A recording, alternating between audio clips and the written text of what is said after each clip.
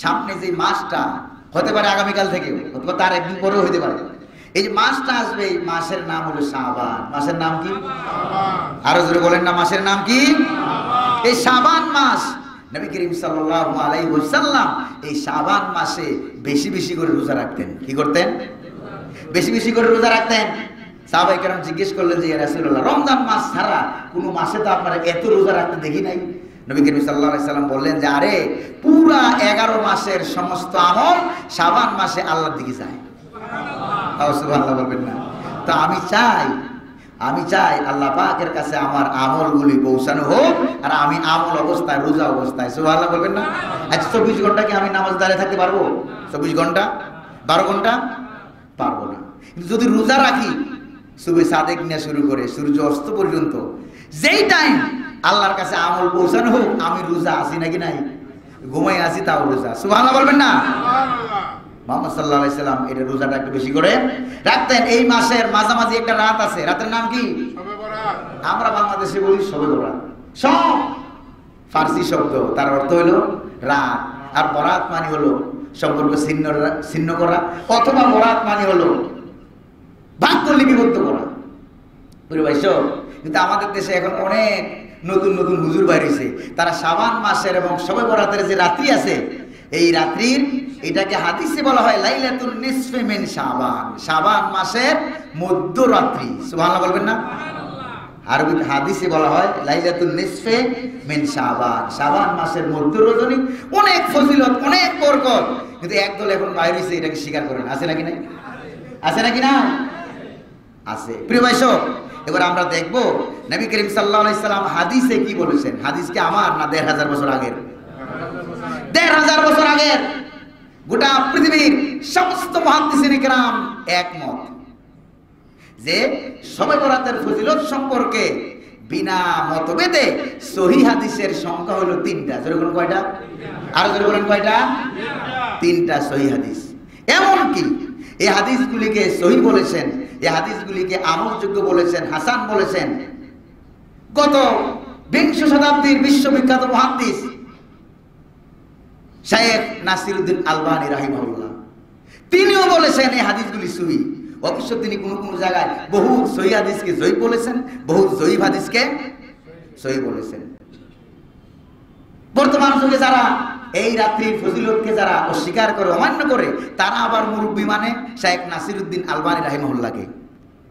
তাদেরকে স্মরণ করে দিতে চাই, তোমরা যাকে মুরব্বী মানো, নেতা মানো, তিনি বলেছেন এই হাদিসগুলি সহিহ, আমলযোগ্য। সুবহানাল্লাহ বলবেন না? এক নম্বরে হলো ইবনে মাজাহ শরীফের হাদিস, আন আবি মুসা আল আশআরি আনিন নবী সাল্লাল্লাহু আলাইহি ওয়াসাল্লাম قال, হযরত আবু মুসা আশআরি রাদিয়াল্লাহু তাআলা আনহু থেকে বর্ণিত, তিনি বলেন রাসূল করিম সাল্লাল্লাহু আলাইহি ওয়াসাল্লাম বলেছেন, ইন্নাল্লাহা লা ইয়াত্তালিউ লাইলাতান নিসফি মিন শাবান ফায়াগফিরু লিজামি খালকিহি ইল্লা লিমুশরিকিন আও মুশাহিন। জোরে কোন সুবহানাল্লাহ। ইবনে মাজাহ শরীফের হাদিস। রাসূল করিম সাল্লাল্লাহু আলাইহি সাল্লাম বলেন, এটা ইবনে মাজাহ শরীফের হাদিস। হাদিস নম্বর হলো 1390। হাদিস নম্বর কত? হাদিস নম্বর 1390, ইবনে মাজাহ শরীফের হাদিস। এই হাদিসের অর্থ হলো অবশ্যই আল্লাহ সুবহানাহু ওয়া তাআলা শাবান মাসের মধ্য রজনীতে, তার মানে শবে বরাতের রাত্রিতে আল্লাহ পাক গোটা সৃষ্টির প্রতি বিশেষ আলাদা একটা রহমতের নজর দেন। সুবহানাল্লাহ। রহমতের নজর দিয়া আল্লাহ পাক সারা পৃথিবীর সমস্ত মানুষকে মাফ করে দেন। জোরে কোন সুবহানাল্লাহ। যারা শিরিক করে এগুলো মাফ করেন না, আর যারা দুইজন ভাইয়ের মধ্যে যারা হিংসা করে তাদেরকে আল্লাহ পাক মাফ করেন না। প্রিয় ভাই সব, এই হাদিসটাকে নাসিরউদ্দিন আলবানী রাহিমাহুল্লাহ তিনি বলেছেন হাদিসটা হাসান। শাইখুল ইসলাম ইবনে তাইমিয়া রাহিমাহুল্লাহ বলেছেন হাদিসটা সহিহ। ইমাম আহমদ ইবনে হাম্বল রাহিমাহুল্লাহ তিনিও বলেছেন এই হাদিসটা সহিহ। সুবহানাল্লাহ বলবেন না? 2 নম্বর হাদিস হলো ওয়া খাররাজা আল ইমাম আহমদ মিন হাদিস আব্দুল্লাহ ইবনে আমর রাদিয়াল্লাহু তাআলা আনহু আনিন নবী সাল্লাল্লাহু আলাইহি ওয়াসাল্লাম قال, ইন্নাল্লাহা লা ইয়াত্তালিউ ইলা খালকিহি লাইলাতান নিসফি মিন শাবান ফায়াগফিরু লিইবাদিহি ইল্লা ইসনাইন মুশরিক মুশাহিন আও কাতিল নাফস। আল্লাহ তাআলা এই রাত্রিতে সবাইকে বিশেষ নজর দিয়া, রহমত দিয়া মাফ করে দেন, যারা অন্যায়ভাবে মানুষ হত্যা করে আর যারা হিংসা করে তাদেরকে আল্লাহ পাক ক্ষমা করেন না। এই হাদিসটা হচ্ছে এই হাদিসটাও সহিহ। উলুমুল হাদিস, সায়েন্স অফ হাদিসের ভাষা অনুযায়ী এই হাদিসটা হচ্ছে সহিহ লিগায়রিহি, সহিহ বিশাওয়াহিদিহি অথবা সহিহ বিমুতাবাতিহি। প্রিয় হাজিরিন, 3 নম্বর যে হাদিসটা, এই হাদিসটা হলো আন উসমান ইবনে আবিল আস রাদিয়াল্লাহু তাআলা আনহু, তিনি বলেছেন যে ইজা কানা লাইলাতান নিসফি মিন শাবান নাদি মুনাদিন হাল মিন মুস্তাগফিরিন ফাগফিরুল্লাহু, কে ক্ষমা চাও আমি তার মাফ করে দেব। সুবহানাল্লাহ বলবেন না? তারপরে আল্লাহ রাব্বুল আলামিন এই রাত্রিতে আল্লাহ পাকের কাছে যে যা চায়, কেউ কি আসো আমার কাছে চাইবা আমি তার মাফ করে দেব। সুবহানাল্লাহ বলবেন না? তবে যারা জেনাকার, যারা মুশরিক, তাদেরকে আল্লাহ পাক ক্ষমা করেন না। এই হাদিস কানা বাইহাকি শরীফের হাদিস। ইমাম বাইহাকি রাহিমাহুল্লাহ তিনি শোয়াইবুল ঈমান নামক কিতাবে 3836 নম্বরে এই হাদিস খানা উল্লেখ করেছেন। এই হাদিসটাকে ইমাম ইবনে রজব হাম্বলি রাহিমাহুল্লাহ তিনি বলেছেন এই হাদিসটা সহিহ। সুবহানাল্লাহ বলবেন না? আরেকটা হাদিস হলো ওয়াখাররাজাহু ইবনে হিব্বান ফি সহিহি, ইমাম ইবনে হিব্বান রাহিমাহুল্লাহ তার কিতাবে হাদিস খানা উল্লেখ করেছেন। একটু আগে হযরত আব্দুল্লাহ ইবনে আমর থেকে যে হাদিসটা আমি উল্লেখ করলাম, এই হাদিসগুলির ব্যাপারে বিশ্ববিখ্যাত বড় বড় ইমামরা বলেছেন এই হাদিসগুলি সহিহ, এই হাদিস এইটা আমলযোগ্য। এমনকি শাইখুল ইসলাম ইমাম ইবনে তাইমিয়া, ওই গ্রুপ যারা, তারা শাইখুল ইসলাম ইমাম ইবনে তাইমিয়া রাহিমাহুল্লাহকে ইমাম মানে কিনা কোন ইমাম মানে শাইখুল ইসলাম ইবনে তাইমিয়া রাহিমাহুল্লাহ তার কিতাব ইকতিদাউস সিরাতিল মুস্তাকিম মুখালাফাতু আসহাবিল জাহিম নামক কিতাবের প্রথম খণ্ডের 33 নম্বর পৃষ্ঠায় শাইখুল ইসলাম ইমাম ইবনে তাইমিয়া রাহিমাহুল্লাহ বলেছেন যে, আমি বাংলায় বলে দিচ্ছি আপনাদেরকে, প্রথমে একটু আরবিতে বলে দেই। ফাকাদ রুইয়া ফি ফাদলিহা মিনাল আহাদিস আল মারফুআ ওয়াল আসার মা ইয়াকতাদি আন্নাহা লাইলাতুন মুফাজ্জালা। জোরে বলুন সুবহানাল্লাহ। যেই শবে বরাত সম্পর্কে, লাইলাতুন নিসফি মিন শাবান সম্পর্কে বহু অসংখ্য অগণিত হাদিস বর্ণিত হয়েছে। এগুলি প্রমাণ করে যে এই রাত্রিটা কি? এই রাত্রিটা বরকতপূর্ণ রাত্রি, এই রাত্রিতে ইবাদত করা যাবে। যেরকম সুবহানাল্লাহ। তারপরে অনেক লম্বা তিনি কিতাব উল্লেখ করেছেন।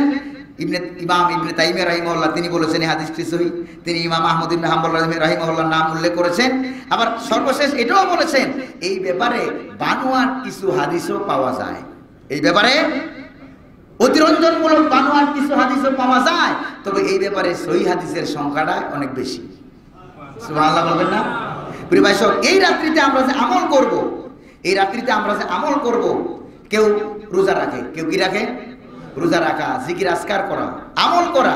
এই আমলগুলির ব্যাপারে যতগুলি হাদিস বর্ণিত হয়েছে, শবে বরাতের রোজা আমরা ছোটকাল থেকে রাখতাম 3টা করে। কয়টা? শবে বরাতের রোজা, তারপরে শবে বরাতের রাত্রিতে ইবাদত, তারপর নফল নামাজ, সীমা রেখা নাই। কয় রাকাত? নির্দিষ্ট কোনো সীমা রেখা নাই। আপনি নামাজ পড়তেও পারেন, নাও পড়তে পারেন, পড়লে সওয়াব হবে, না পড়লে গুনাহ হবে না। জিকির আজকার করবেন, কোরআন তেলাওয়াত করতে পারেন, আলোচনা শুনতে পারেন, বয়ান শুনতে পারেন, তারপর 3 দিন রোজা রাখতে পারেন। এই আমলগুলির ব্যাপারে যত হাদিস এসেছে, আমলগুলির ব্যাপারে, কিসের ব্যাপারে? এই আমলগুলির ব্যাপারে, নামাজ, আলাদা নামাজ, রোজা ব্যাপারে যত হাদিস এসেছে, এই হাদিসগুলিকে কেউ বলেছেন সহিহ, কেউ বলেছেন দুর্বল। কথাটা কি আপনাদের সামনে ক্লিয়ার কিনা? কেউ বলেছেন এই হাদিসগুলি সহিহ, কেউ বলেছেন দুর্বল। কোন কোন উলামায়ে কেরাম বলেছেন তাবিঈনদের থেকে পাওয়া যায়। সাহাবায়ে কেরামদেরকে যারা দেখছে ঈমান সহকারে, আবার ঈমান নিয়ে যারা মারা গেছে, ওদেরকে বলা হয় তাবি। কি বলা হয়? এদেরকে বলা হয় তাবি। তাবিঈনদের সম্পর্কে শাম দেশের তাবিঈনদের থেকে একটা রওয়ায়াত পাওয়া যায়। তাবিঈনদের ভিতরে 2টা গ্রুপ হয়েছে। কোন কোন গ্রুপ মসজিদের ভিতরে বৈশা বৈশা ইজতেমাই সম্মিলিতভাবে ইবাদত করত, আবার কোন কোন গ্রুপ একাকী ইবাদত করত। আছে নাকি নাই? সুবহানাল্লাহ বলবেন না? ইমাম ইবনে রজব হাম্বলি রাহিমাহুল্লাহ তার বিস্তারিত আলোচনা করেছেন লাতাইফুল মাআরিফ ফি মালি মাওয়াসিমিল আম মিনাল ওয়াজাইফ। এই কিতাবে ইবনে রজব হাম্বলি রাহিমাহুল্লাহ বিস্তারিত আলোচনা করেছেন। প্রিয় ভাই সব, তাদেরকে বলি যারা বিভিন্ন ফেসবুকে, যারা ইন্টারনেটে, ইউটিউবে এই আমার আজকের যে মাসালা, এই মাসালাটা দেখবেন, তাদেরকে রিকোয়েস্ট করি কিতাব না পড়া, না বুঝা আন্তাজি উল্টাপাল্টা কমেন্ট করবেন না। কারণ আন্দাজি উল্টাপাল্টা কমেন্ট যদি করেন, আমি একটা কথা বানায় বলি নাই, এই মাসালায় একটা কথা আমি বানায় বলি নাই। উল্টাপাল্টা কমেন্ট করেন, এই কমেন্টটা আমার উপরে পড়বে না, এই কমেন্টটা পড়বে মুহাম্মদুর রাসূলুল্লাহ সাল্লাল্লাহু আলাইহি সাল্লামের বিরুদ্ধে যাবে। এই কমেন্টটা যাবে সাহাবায়ে কেরাম রিদওয়ানুল্লাহি তাআলা আলাইহিম আজমাইন উনাদের বিরুদ্ধে যাবে। এই কমেন্টটা তাবিন বিশ্ববিখ্যাত বড় বড় আলেম যারা শাইখুল ইসলাম ইবনে তাইমিয়া, ইমাম আহমদ ইবনে হাম্বল, ইমাম শেখ নাসিরউদ্দিন আলবানী রাহিমাহুল্লাহ উনাদের মতো বড় বড় আলেমদের বিরুদ্ধে যাবে কমেন্টটা। কারণ যেহেতু আমি উনাদের কথাগুলিকে আমি কোট করেছি, আমি উল্লেখ করেছি। কথা বলেন ঠিক কিনা? আন্দাজে আমার সাথে আক্রোশ হইয়া কোনো কমেন্ট করবেন না। আমি চাই না যে একটা কমেন্টের কারণে আপনি হাসরের ময়দানে ধরা হয়ে যাবেন। কথা বলেন ঠিক কিনা? আল্লাহ আমাদেরকে তৌফিক দান করুন, আমল করার তৌফিক দান করুন বলি আমিন।